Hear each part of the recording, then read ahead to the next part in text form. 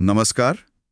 पिछली चर्चा में हमने अध्याय 3 के श्लोक 6 और 7 पर बात की थी और ये समझा था कि सिर्फ ऊपर से कर्म छोड़ देना जबकि मन इच्छाओं में लगा हो वो तो एक तरह का पाखंड है। हाँ, मिथ्याचार कहा गया है उसे। सही। तो फिर ये सवाल और गहरा हो जाता है कि भाई कर्म करना क्यों जरूरी है? अगर कर्म से पूरी तरह बचना या कहें कि मन को हटाना इतना मुश्किल है तो कर्म करे ही क्यों? और अगर करना ही है तो ये जो बंधन वाली बात है उससे कैसे मुक्त हो? बिल्कुल यही केंद्रीय प्रश्न है कर्मयोग का। और देखिए, गीता कहती है कर्म अपने आप में समस्या नहीं है। अच्छा। हाँ, समस्या है हमारी हमारी उसके प्रति जो आसक्ति है, जो फल की इच्छा है, या ये सोचना कि मैं कर रही हूँ, ये भाव हमें बांधते हैं। तो मतलब एक्शन नहीं, अटैचमेंट प्रॉब्लम है। एग्जैक्टली। देखते हैं आगे के श्लोक कैसे इस बंधन से निकलने का रास्ता दिखाते हैं। जरूर। तो 8वें श्लोक से शुरू करते हैं। मैं पढ़ता हूं। नियतम कुरु कर्मत्वम कर्म जायो ह्यकर्मणः शरीर यात्रापि चते न प्रसिद्ध्येद कर्मणः। 8। इसका अर्थ हुआ तू शास्त्र विधि से तय कर्तव्य कर्म कर, क्योंकि कर्म न करने से कर्म करना कहीं बेहतर है, और कर्म किए बिना तो तेरा शरीर निर्वाह भी नहीं होगा। हाँ, देखिए कितनी सीधी प्रैक्टिकल बात है। नियतम कर्म मतलब जो तुम्हारी ड्यूटी है, जो तुम्हारे लिए निर्धारित है, उसे करो। उसे टालो मत। बिल्कुल। कर्म ना करने से तो ये कहीं अच्छा है। और आगे कहते हैं कि शरीर चलाने के लिए मतलब बेसिक सर्वाइवल के लिए भी तो कर्म चाहिए ही। हाँ, ये तो है। सांस लेना भी तो एक तरह का कर्म ही है। सही कहा। तो कर्म से भागना तो कोई ऑप्शन ही नहीं है। ठीक है, पर फिर वो बंधन वाला सवाल, वो तो अपनी जगह है। 9वां श्लोक शायद इसी पर आता है। हाँ, ये बहुत महत्वपूर्ण श्लोक है। यज्ञार्थात् कर्मणो न्यत्रः लोको अयं कर्म बंधना तदर्थम कर्म कौन्तेय मुक्त संगः समाचर। यज्ञ के लिए किए कर्मों के अलावा दूसरे कर्मों में लगा हुआ ये इंसान कर्मों से बंधता है। इसलिए हे कुंती पुत्र, तू आसक्ति से रहित होकर उसी यज्ञ के लिए ही कर्म कर। देखिए, यज्ञार्थात् कर्मणा मतलब सिर्फ वो कर्म जो यज्ञ की भावना से हैं, वो नहीं बांधते। यज्ञ की भावना मतलब वो कर्म जो सिर्फ अपने लिए नहीं, स्वार्थ के लिए नहीं, बल्कि एक बड़े उद्देश्य के लिए, ईश्वर के लिए, समाज के लिए, प्रकृति के लिए, बिना फल की चिंता किए एक कर्तव्य समझकर किए जाएं। अच्छा। निस्वार्थ भाव से। हाँ, निस्वार्थ भाव से। बाकी सारे कर्म जिनमें मैं, मेरा, मुझे क्या मिलेगा, ये भाव जुड़ा है, वो बंधन का कारण बनते हैं। और रास्ता क्या बताया? मुक्त संग समाचर, आसक्ति छोड़कर कर्म करो। तो क्या हम अपने रोज के काम को भी यज्ञ बना सकते हैं? ऑफिस का काम, घर का काम। क्यों नहीं, बिल्कुल। यही तो कर्मयोग को जीना है। अगला श्लोक देखें।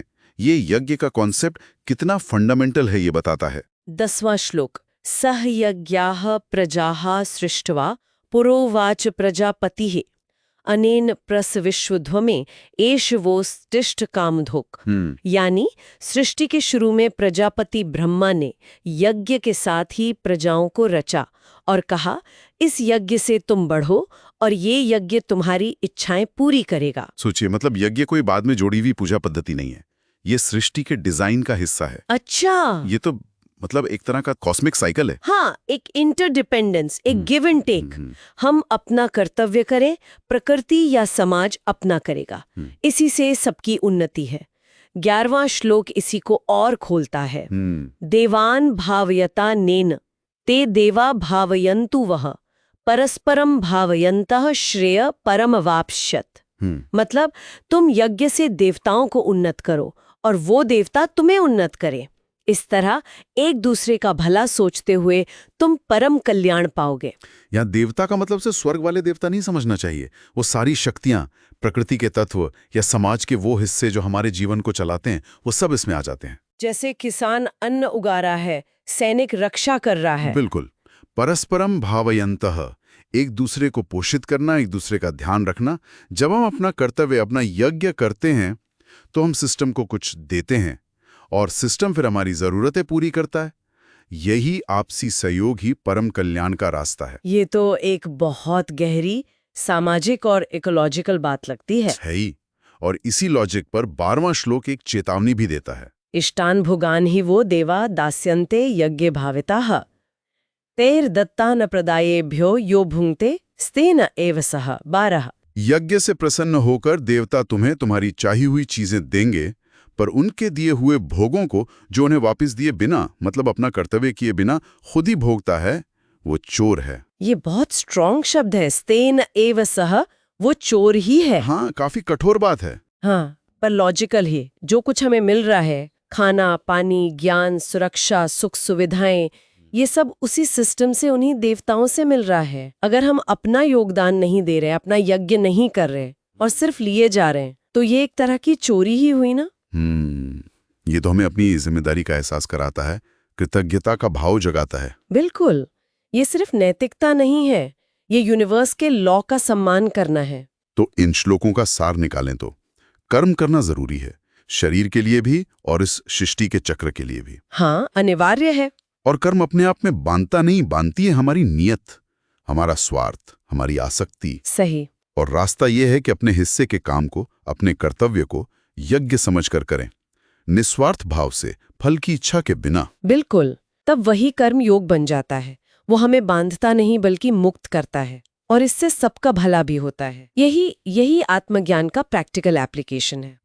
तो अब यहाँ एक सवाल हम सबके सोचने के लिए है कि क्या हम वाकई अपने रोजमर्रा के कामों को, ऑफिस की मीटिंग हो, घर की सफाई हो, किसी दोस्त की मदद करना हो, क्या हम उसे इस यज्ञ भाव से देख सकते हैं? बिना ये सोचे कि मुझे क्या मिलेगा, बस अपना कर्तव्य समझकर।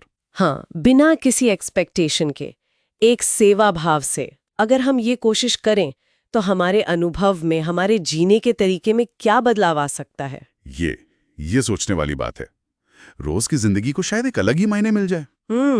इस पर जरूर सोचेगा। आज की ये गहरी बातचीत आपको कैसी लगी, हमें कमेंट्स में जरूर बताएं। अगर उपयोगी लगी हो तो लाइक करें और आगे ऐसी चर्चाओं के लिए हमें फॉलो करना ना भूलें। अगली बार फिर मिलेंगे, तब तक खोज जारी रखें।